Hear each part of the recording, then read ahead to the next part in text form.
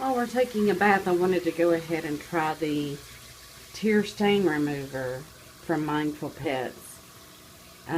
It says shake well before each use, apply to soft cloth, use clean cloth for each side of face, gently wipe the affected areas and avoid contact with eyes and abrasive rubbing. So there's a piece on the inside of the lid that I couldn't get out, but I finally got it out, so let's try it now.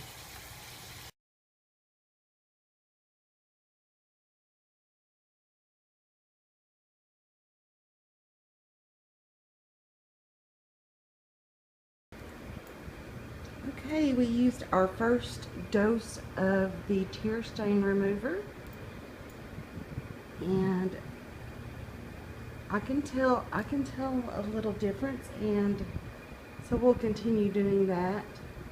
Of course, it's hard to tell a stain on that side, but on this side, I can tell a difference. You want to be left alone now? Oh, no, you want some more loves? You want mommy loves? Say hello.